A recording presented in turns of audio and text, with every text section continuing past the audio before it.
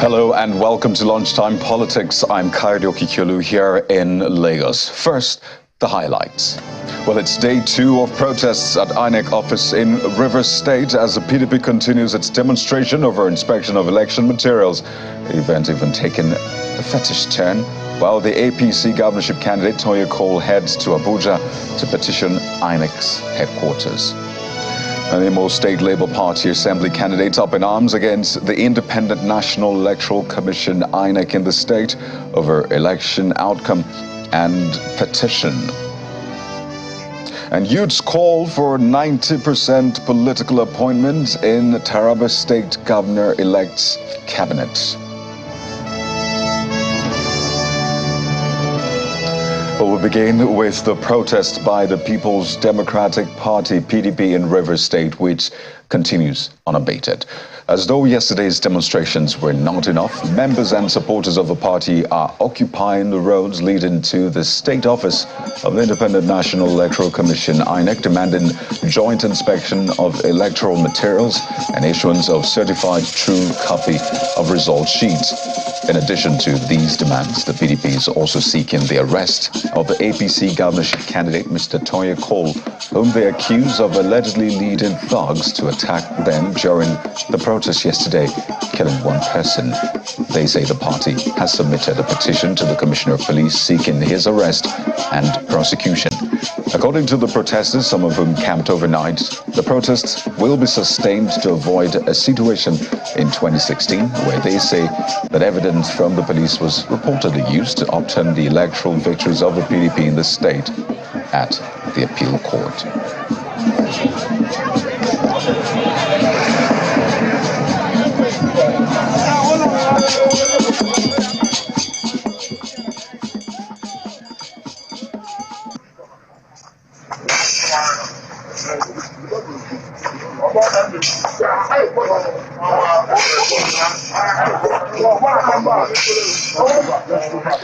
Now, this was earlier on in the day, just before the protesters gathered in full. But things appears to have taken a fetish turn with the arrival of a native doctor who placed what appears to be a sacrifice right in front of the INEC office in the presence of some of the protesters. They are seen performing a ritual rite in the Ikwere dialect. And in their words, they said, "We're Ikwere, the owners of Rivers State. Yes, we have other tribes like Kalabari, Abwa, and others. We won all the votes here. If we won it justly, then we will enjoy our victory. If we didn't win it, then let them take their victory." They also warn INEC that if the commission misbehaves, they say that the land should take them. But if the right thing is done, they will enjoy the land and good things will follow them. And after those incantations, the native doctor pours some liquid on the ground where palm fronds are laid, and they all walk away. Soon after, the protests begin.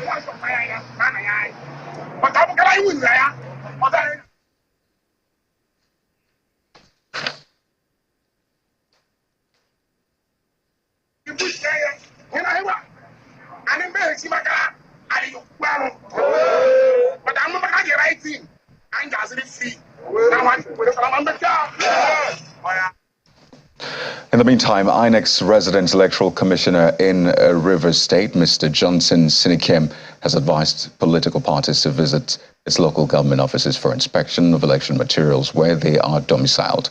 He says this will enable the commission work out modalities for inspection of other documents domiciled at the state office in accordance with available spaces. The REC in a statement explains that parties had insisted that the huge volumes of documents like ballot papers be brought to the state office, which has been responsible for the chaos. Mr. Sinikem adds that nearly 50 applications have been made for certified true copies and access for inspection of election materials used during all the elections, but maintains that applications are governed by processes, the processes which he says are ongoing. We have more on this situation, the pandemonium that ensued yesterday following the protests by the PDP pro-protesters and the APC in River State. The governorship candidate of the party in the 2023 election has headed to Abuja this morning to physically lodge their complaints to INEC and the Inspector General of Police. This was confirmed by the APC State Party Chairman, Emeka Beke, while speaking to our correspondent, Charles Operum, via telephone chat. The APC State Chairman also blamed yesterday's commotion on the PDP, maintaining that all they are requesting for is a certified true copy, or in this case, certified true copies of election materials. Mr. Beke further adds that the state is not safe for election petition tribunal, hence it should be moved to a safer location. Now this, as you can see, is the latest twist to what is turning out to be a standoff between the opposition All Progressives Congress APC and the ruling People's Democratic Party PDP in the state. Events had taken a violent turn yesterday as gunshots were heard at the INEC office, and the APC governorship candidate alleging that he was prevented from getting to the INEC office to inspect electoral materials used for the governorship election. Our correspondent, Charles Operum, has more. It started as a carnival with plenty of music, dancing and waving of placards with different inscriptions by the protesting PDP members around the INEC office in Port Harcourt over election documents.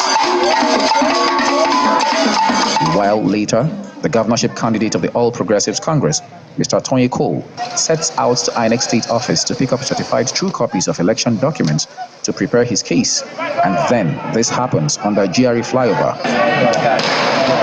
about 500 meters away from INEC State head office. Mr. Cole is being prevented from proceeding further and physically assaulted by the suspected thugs.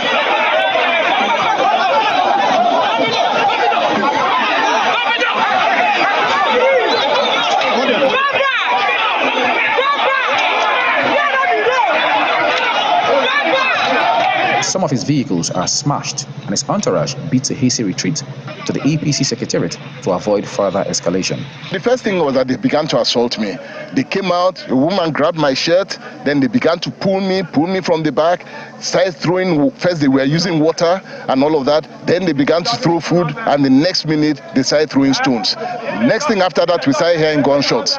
It took my security people to forcefully evict me.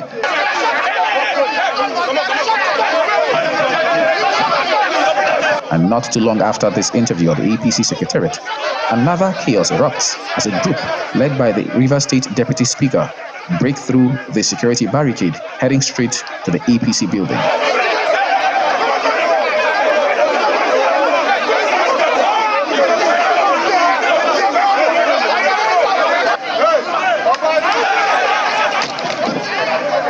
They attack the building, destroy the flagpoles, and burn the flags. So far, security personnel have taken over the APC office. However, there is still tension in the air, and it remains to be seen what happens next in the coming days in River State. Charles Operum, Channels Television News, Port Harcourt. Well, let's now take you live to the scene and get the latest updates from our correspondent, Charles Operum, who is live in Port Harcourt this afternoon. Charles, you've been following this from the very beginning. Today has had its fair share of twists already. What is the situation now? And I hope that you're keeping safe. Hi, good afternoon, Calvin. I am talking to you live from the INEC River State head office here on Aba Road. Kindly, you can see the signboard. But if you can pan around directly opposite slowly, you will see that there are kind of across. Now, the protesters, they were here overnight. I know this because I came here by 9 p.m. yesterday to see for myself. And some of them were actually here. So they spent the night here. They said that they are going to be here until Friday. Okay? The REC has released a statement, just like you alluded to, while you were leading into your intro, saying that the commission is ready to attend to anybody any party who comes for application for CTC documents. Now, but the APC have said, look, our application is time bound and the deadline is Friday. If you do not get it now, it's going to cause problems for us. And that's what led to the clash yesterday somewhere at GRA Junction and, of course, further at the APC Secretariat. Now, this morning, we saw other people arrive. We saw them led by, of course, the Deputy Speaker was here. Other members of the House of Assembly were here.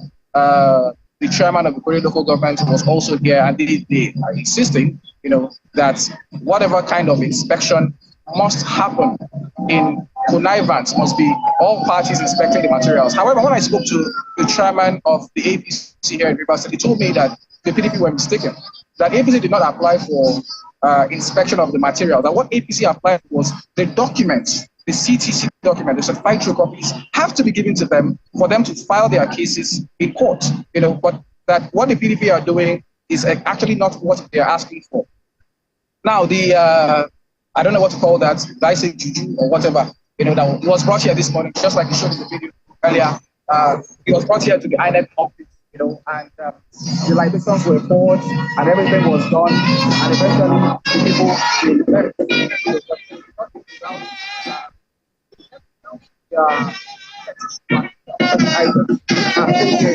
but this has not dissuaded INEC staff, because even while we were here, we kept seeing INEC staff coming in, going out, and when I tried to interact with them, they said, look, we are not scared, we are not bothered, we are ready to continue doing our work. In fact, they are preparing for the runoff elections that are coming up on the 15th of April. Some of them are coming here to pick up the materials to go back to the places where there are going to be, pre-run elections on the 15th of April. And as much as there are not complete INEC staff in the office, there are enough staff to keep the place running. Yeah, Charles, speak to us about the security arrangement. I mean, we do not want to see the kind of violence we saw yesterday play out today. So what can you say about the security arrangements, the coordination, and even the feelers from the protesters themselves? Does it look like they're much calmer than what we saw yesterday? Okay, sorry, I lost your voice for a few seconds. Could you go back again? Yeah, my question is particularly about security. What does a security arrangement look like today? We do not want to see what we saw yesterday. And from the protesters themselves, do they seem calmer than what we saw yesterday?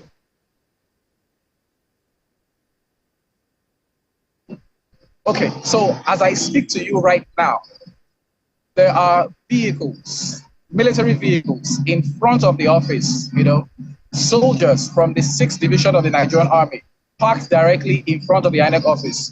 I counted about 3 Hilux vehicles on this side. Now, there is a police van somewhere there, if you can find a little bit that way. There's a police van somewhere there. There's a vehicle from the bomb squad here. The road has been done off completely to make sure that people do not drive directly in front of the lane leading to the INEC office. The protesters today have been more, more cordial, more peaceful. They're playing music, beating their drums, blowing their trumpets. We haven't had any feelers of violence similar to the one that rocked this place yesterday. But at the moment, it's just a very, very calm atmosphere. The soldiers, the men of the Nigerian Security and Civil Defense Corps, and members of the police are maintaining the peace. Yes, there is still tension in the air because probably you can say because the candidate of the APC did not come here today, we don't know what would have happened if he had come. But so far, so good. It's peaceful here at the INEC office in Port Harcourt. Charles, we hope things stay that way. And I must reiterate again, please stay safe and get back to us when you have more updates. Our correspondent, Charles Operum, giving us live updates from the INEC office in Port Harcourt, the Rivers State capital. We'll go to break now, and when we return, we'll bring you more insight into what's playing out in Rivers State, particularly from the security angle, the post-election violence, and of course, curbing all of that. That's in a moment. Stay with us.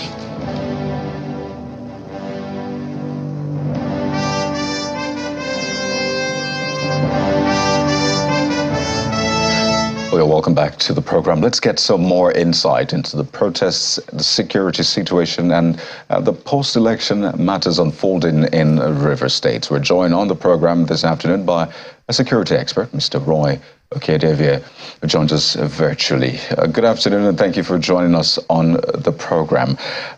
What we're seeing playing out in River State, I don't know for you, did you see this coming? Some have said the elections have come, but looks like they have not gone, particularly in River State. Was this something expected? Well, thank you very much for this opportunity. You see, before now, we have been singing and crying about the triangle of protection for the INEC process itself.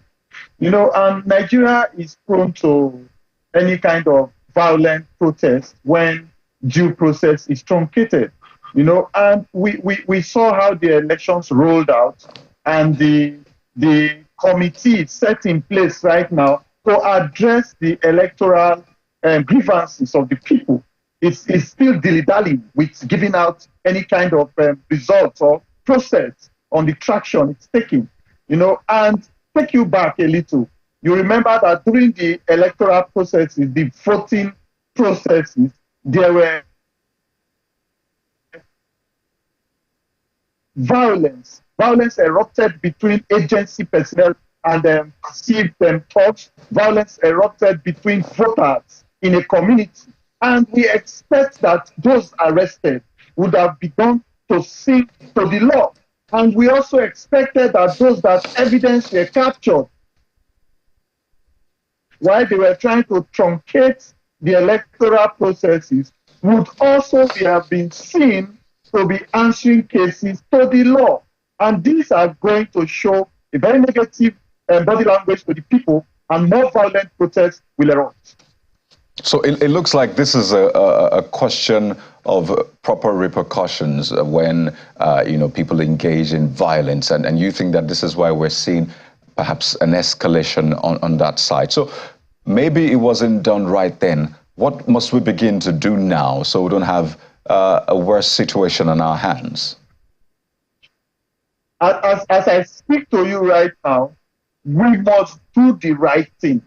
Just take an example from this musician that was arrested, found insulting the police in various video. He was immediately arrested, taken to the court, and the court remanded him in custody until he met the bail conditions. He was released. You see, if we do this with people that were found to have violated the electoral processes, some of them are still walking the streets free. Some of them are still opening their mouth and speaking against the government and taking liberty of that gap. So we expect the government to hold in, because the DSS, the military, the police, all the agencies, ICPC, they are supposed to be independent from any government that is in place and answerable to the Constitution. So we expect them to start responding to all those violations and calling people to answer for the viral videos and the violations they partook against the community and the state. So indeed, nobody should be above the law, whether politician, whether powerful or otherwise.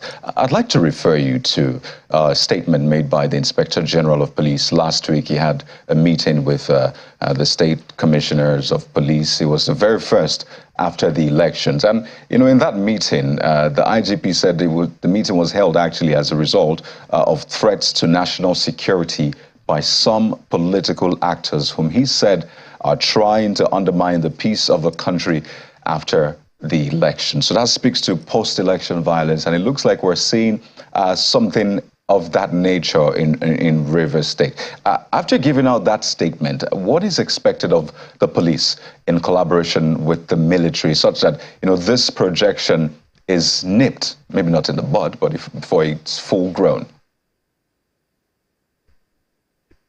Well, you see, the police is just taking that liberty because the DSS has also come out to issue a statement that people are trying to bring in an interim government. Let me tell you something. what they forget to see, I am a retired military officer, I'm a military veteran, I'm the National Secretary for Retired Members of Nigerian Armed Forces. Do you know that innocent soldiers' lives are about to be wasted with this kind of irresponsible statements? It is not the police or the DSS that will confront the multitude of violence that will erupt around the country. Some other countries in the globe, they will take advantage of this and begin to monetize the interests of disgruntled Nigerians and see how violence can erupt in different parts of the country, especially people that have political interests. People can also come into Nigeria and bribe the youths and begin to erupt violence everywhere. The military are already tied down. The military are facing two fronts of approaches of violence. The terrorism we have, the people's separatist groups that are trying to separate from the country. We also have economic sabotage. The Navy is engaged with pirates in the waterways, and you want to perpetrate violence, the DSS in the police that are not going to face this violence, instead of them to arrest the people they have in their intelligence network, they are busy making statements. These statements they are making will give others the opportunity to also perpetrate the violence. And it is the military that will be called out innocently for the already closed system of violence that we're having in the country. It's a very sad situation. Well, I recall also at that meeting that the IGP spoke about, hundreds of arrests made, during the elections across board, both states and, presidential elections. But you have given some very strong words that, we'll be looking to see how they are handled in the coming hours because time is of the essence. But let's wind down with this one, because some have said that River State is a bit peculiar when it comes to even elections and the post-elections situation. Are you calling for maybe arrests of some of these major political actors? Have you seen any area that you think the ball has been dropped and you want to speak specifically to for the River situation now? Well, if you take back to River State, I would like to have issues of cultism in River State. And a lot of people that have been arrested in activities of cultism and economic vandalization of pipelines and oil wells and illegal pipeline activities. So you can see that criminal activities are already prone. So we have the backlog of cases on the ground. This government should address the cases on the ground. Every other arrest should be seen to serve as a deterrence. Where are the cases of those that have been arrested? Those have been done by a long issue. Right. Because we are talking about the territorial integrity of Nigeria. Right. And I think that's a great place to anchor. We've been speaking with Dr. Roy Okedebe, who is the CEO, August I Limited. He's also a military veteran and a security analyst. Thank you so much for your insights on the program this afternoon.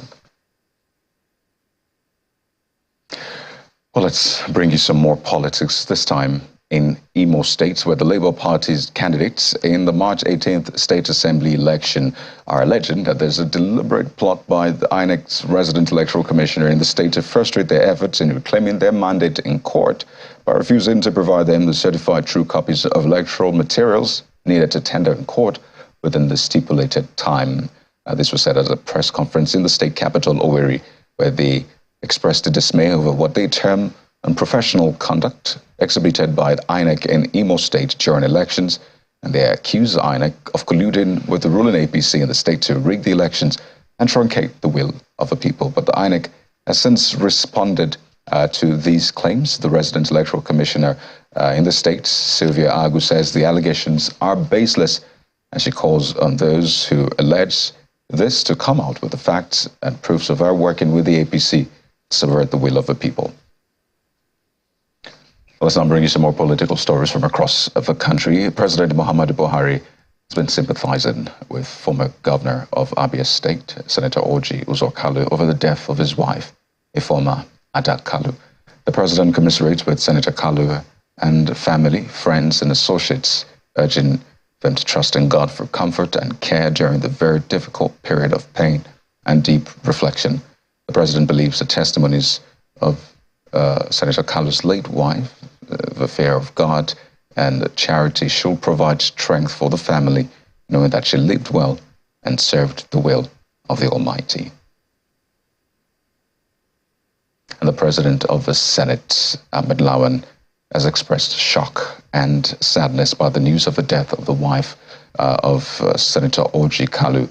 In a statement signed by the special advisor to the president of the Senate on Media, Mr. Ola Awuni, Senator Lawan described the death as untimely and tragic and prayed Almighty God to comfort the senator and his entire family. He said he takes consolation in the fact that Mrs. Kalu lived a virtuous life, invested in the service of family, community, and God. Well, that's the program for this afternoon. Thank you for joining us. You can always catch up on all political stories and so much more on our website, channelstv.com, and across our social media platforms. I'm Coyote Okikulu. Goodbye.